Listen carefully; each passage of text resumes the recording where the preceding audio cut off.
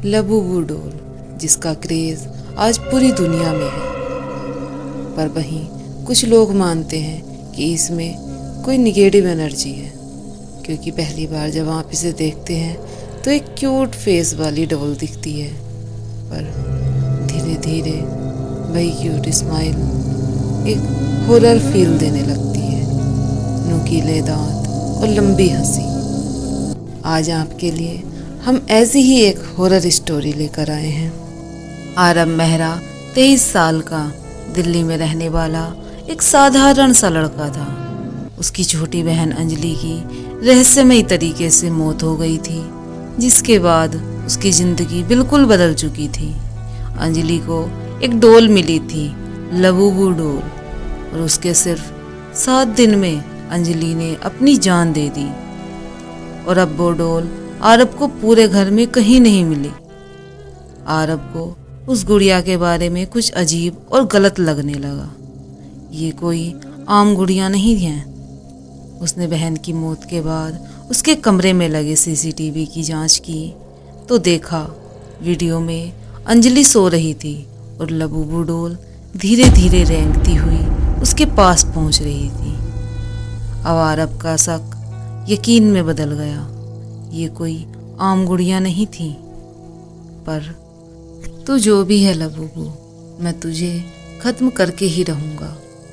जब आरब ने Labubu doll के बारे में इंटरनेट पर रिसर्च किया तो पता चला जापान के टोहोकू प्रांत में साल 1959 में एक सुदूर बर्फीले गांव शिरायामा में, जहां लोग आज भी आत्माओं से डरते थे और रीति रिवाजों से बंधे थे, यहीं रहती थी एक लड़की केको यामामुरा। उम्र 7 साल, मासूम, प्यारी और दूसरों से अलग। उसकी आंखें गहरी थीं, इतनी गहरी कि गांव के लोग कहते थे उसकी आंखों में दूसरी दुनिया की परछाई है। केको की माँ एक प्रसिद्ध जापानी तांत्रिक थी जिसने जीवन भर आत्माओं को नियंत्रित किया था। लेकिन जब केको का जन्म हुआ तो वो कहती, मेरी बेटी को आत्मा नहीं मिली, उसे सीधे सांप मिला है। गांव में एक धार्मिक स्कूल था। उसका संचालन करता था एक पादरी, फादर हिडकी सुन, जो बाहर से तो संत था पर अंदर से एक राक्षस था। उसने केको को निशाना बनाया। उसने सबको समझाया कि केको शैतानी बच्ची है और उसे शुद्धिकरण की ज़रूरत है। गांव वालों ने आंख मूंद ली और केको को स्कूल में बंद कर दिया गया। रात में हिडकी ने केको पर अत्याचार किए, लेकिन उसे नहीं पता था केको आम बच्ची नहीं थी।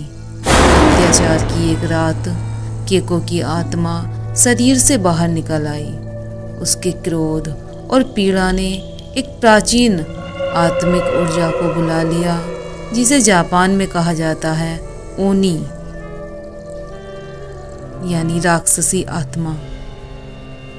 हिडकी ने उसे मारने की कोशिश की, लेकिन मरते वक्त केको ने अपनी आत्मा को एक डोल में बंद कर दिया। वही डोल जो उसकी माँ ने बचपन में उसे दी थी, लबूबू डोल।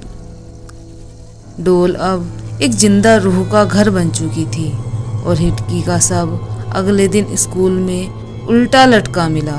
उसकी आंखें गायब थीं।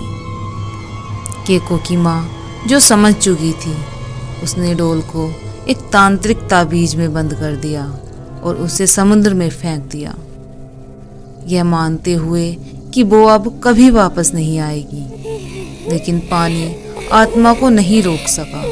लबूबू कुछ ही सालों में पानी में बहकर चीन, जापान, भारत और फिर दुनिया भर में फैलने लगी।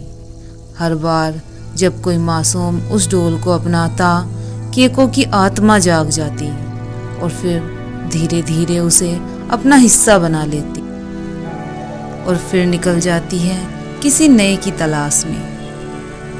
अब आरब को पता चला कि पुणे में एक नई दुकान खुली है, यामी डॉल्स, जो केवल जापानी एंटीक डॉल बेचती है।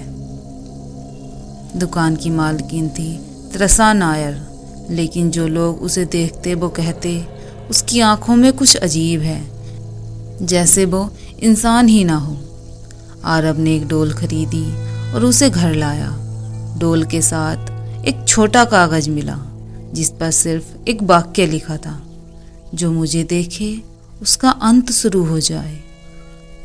अब आरब ने डोल को मेज पर रख दिया और सोने चला गया। रात को डोल अपने आप आरब के बिस्तर के पास आ गई। आरब डर गया। अगले दिन आरब उस डोल को लेकर एक तांत्रिक बाबा के पास गया और उनसे उस डोल के बारे में पूछा। बाबा ने जैसे ही डोल को देखा, उनका चेहरा सफ़ेद हो गया। उन्होंने आरब को बताया, बेटा, अब ये कोई साधारण लबूबू डोल नहीं है, ये रूहों की रानी बन गई है। वो अब डोल में नहीं, अब लोगों में जिंदा है।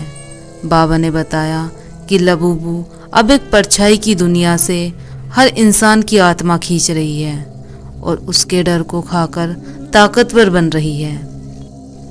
अगर तुझे उसे ख़त्म करना है तो तुझे उस दुनिया में जाना होगा जहाँ से कोई वापस नहीं आता।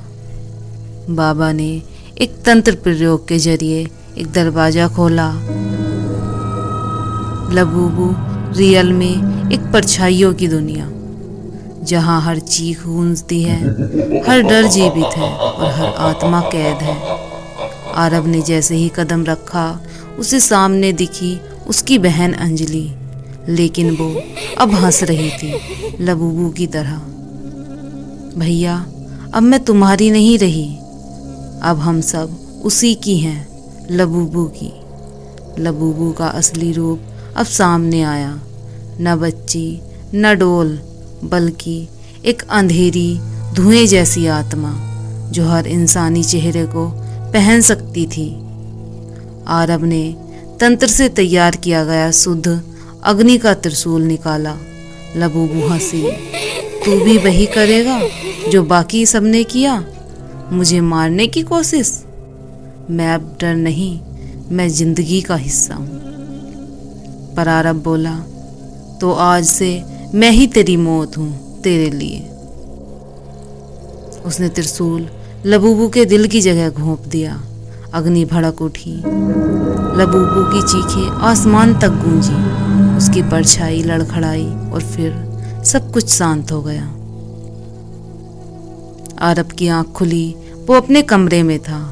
सब सामान्य लग रहा था। लबूबू कहीं नहीं थी, लेकिन जैसे ही उसने शीशे में खुद को देखा, उसकी आंखें अब काली हो चुकी थीं और होठों पर वही धीमी लबूबू वाली मुस्कान। लबूबू को कोई नहीं मार सकता। जो उसे मारने जाए वो खुद लबूबू बन जाए।